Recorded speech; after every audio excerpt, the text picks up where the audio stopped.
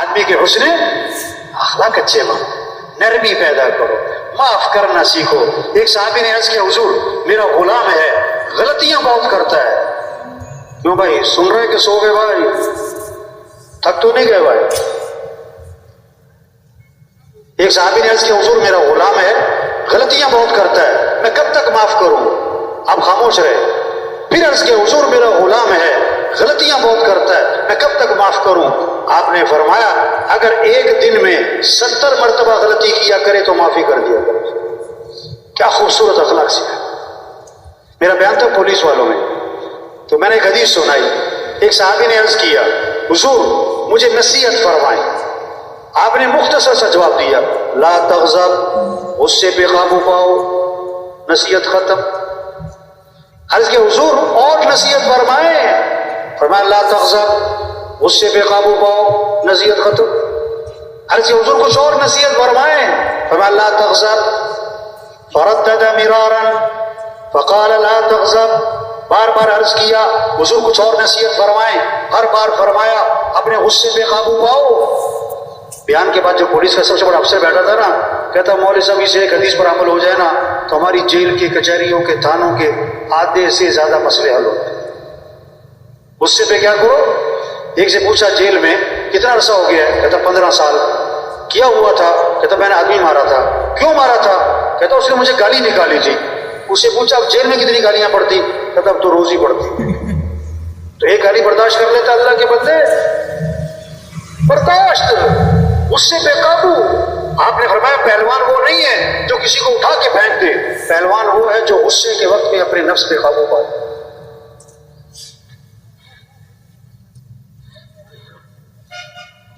اپنے غصے پہ قابو پائیں۔ ہاں آپ صلی اللہ علیہ وسلم نے فرمایا جس آدمی کو غصہ آیا اور وہ غصہ نکالنے پر قادر تھا لیکن غصے کو پی گیا،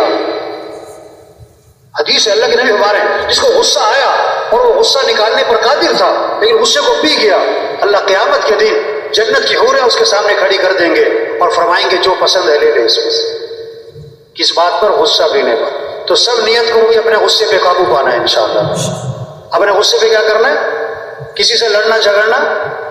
ہمارا دین کیا سکھاتا ہے؟ معاف کرو۔ اللہ کے نبی نے فرمایا تم لوگوں کو معاف کرو اللہ تمہیں معاف کر دے گا۔ بنی اسرائیل کا ایک آدمی اللہ کے دربار میں پیش ہوا، گناہوں کا رجسٹر بھرا ہوا ہے، نیکیوں کا رجسٹر خالی ہے، ایک نیکی ہے باقی گناہ ہی گناہ ہے۔ نیکی کیا ہے کہ لوگوں سے درگزر بہت کرتا تھا۔ اللہ نے فرمایا یہ ہمارے بندوں سے درگزر کرتا تھا، ہم اس سے درگزر کرتے۔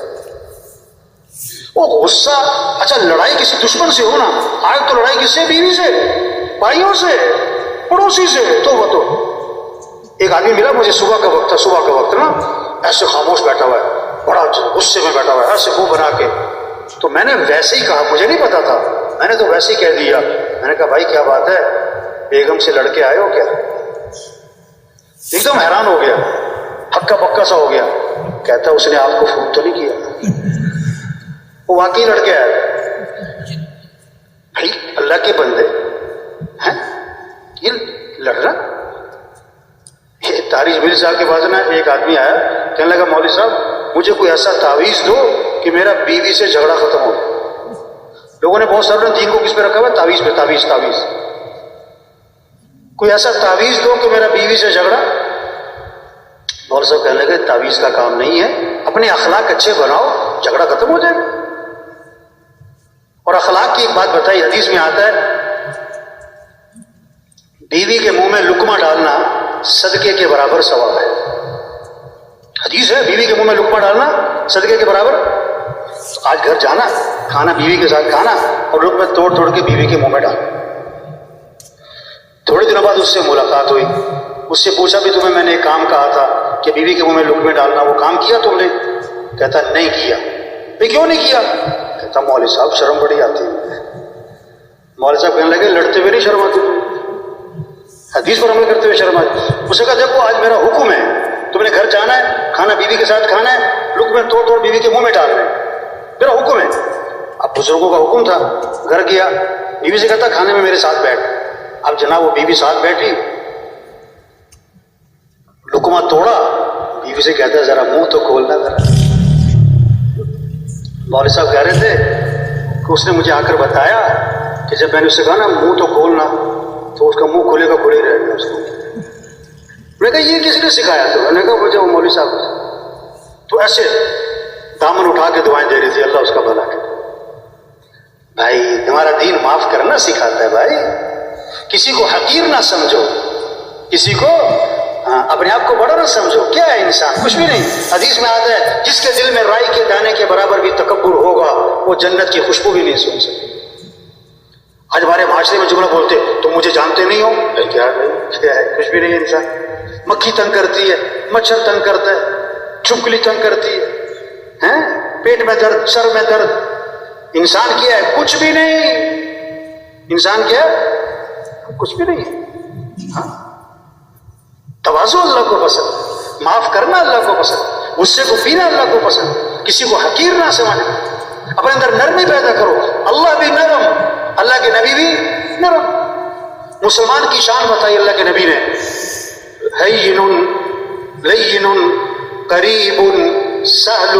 ایمان والا نرم مزاج ہوتا ہے, نرم طبیعت ہوتا ہے, لوگوں کے قریب ہوتا ہے, اس سے ملنا بہت آسان ہوتا ہے. نرمی پیدا کرو.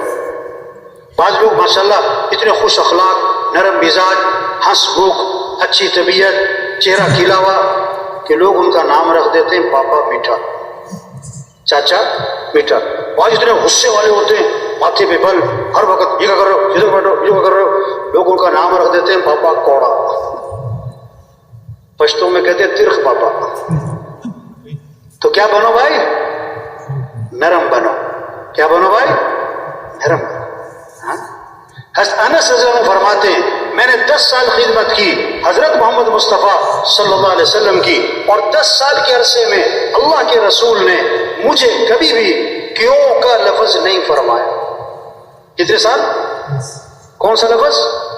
یہ کیوں کیا تم نے, یہ کیوں نہیں کیا تم نے. 10 سال.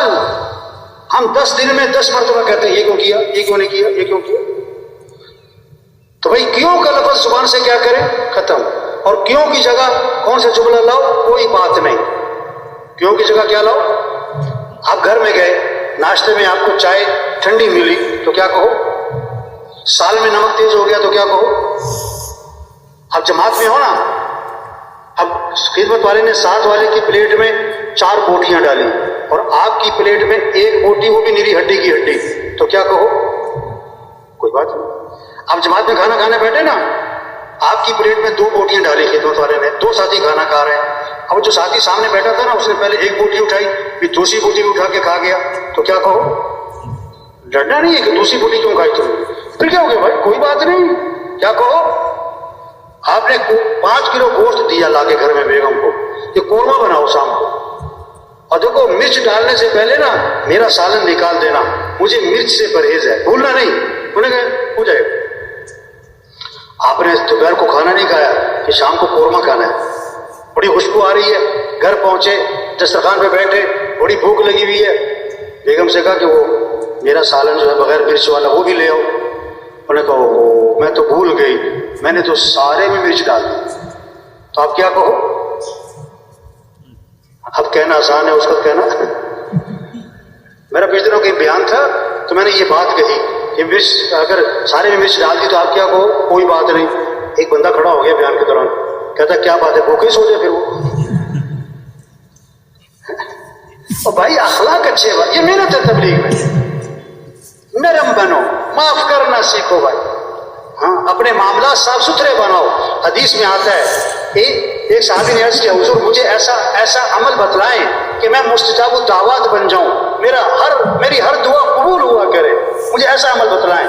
آپ نے کوئی لمبی چوڑی فہرست نہیں گنوائی, آپ نے فرمایا اپنی کمائی کو پاکیزہ بنا لو, تمہاری ہر دعا قبول ہوا کرے. کسی کا حق نہ دبانا, کسی کا پیسہ نہ مارنا.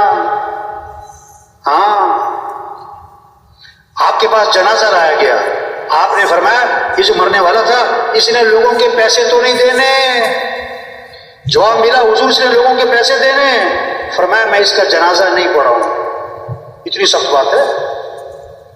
وہ خیر کا زمانہ تھا, ایک صحابی کھڑے ہو گئے, عرض کہ حضور اس مرنے والے کا سارا قرضہ میرے ذمہ. آپ نے جنازہ پڑھا تھا. او بھائی مرنے سے پہلے پہلے لوگوں کا حق دے دو. لوگ اپنی بہن کے گھر میں نا کھانا نہیں کھاتے, بہنوں کے گھر کھانا نہیں کھایا جاتا ہے.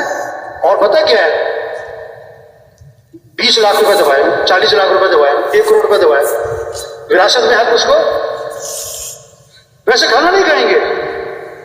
اچھا ایک عجیب بات لوگ بولتے, بھائی تم نے بہن کو حق کیوں نہیں دیا؟ کہتے میں نے جہیز دے دیا تھا. ہم نے کیا, ایک سے پوچھا تم نے فجر کی نماز کیوں نہیں پڑھی؟ کہتا میں نے تہجد پڑھ لی تھی.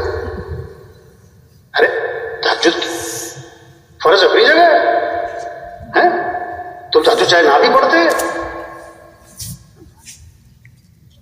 آپ صلی اللہ علیہ وسلم آسمان کی طرف نگاہ اٹھائی, یہ ہاتھ آپ ماتھے پہ رکھا اور فرمایا اوفو بڑی سخت چیز نازل ہوئی ہے.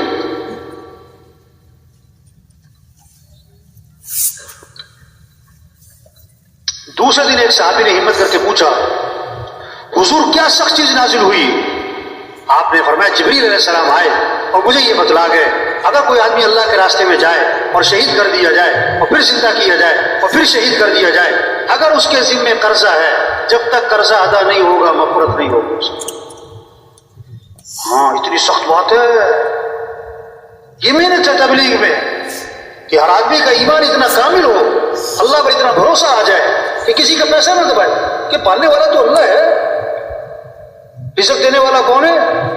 ہاں یہ چوری کیوں ہے کہ پیسے سے کام بنتے ہیں, رشوت کیوں ہے کہ پیسے سے کام بنتے ہیں. ایک سے پوچھا تم نے رشوت کیوں لی؟ کہتا بیٹی کی شادی کرنی ہے. اس سے کہا اگر مہینے بعد طلاق ہوگی تو پھر کیا بنے گا؟ کہتا مولوی صاحب کوئی خیر کی باتیں کرو. اس سے کہا بھائی خیر کے کام بھی تو کرو, یہ حرام کے پیسے سے گھر آباد ہے. ہاں کسی پہ ظلم نہ کرو بھائی, کسی پہ ظلم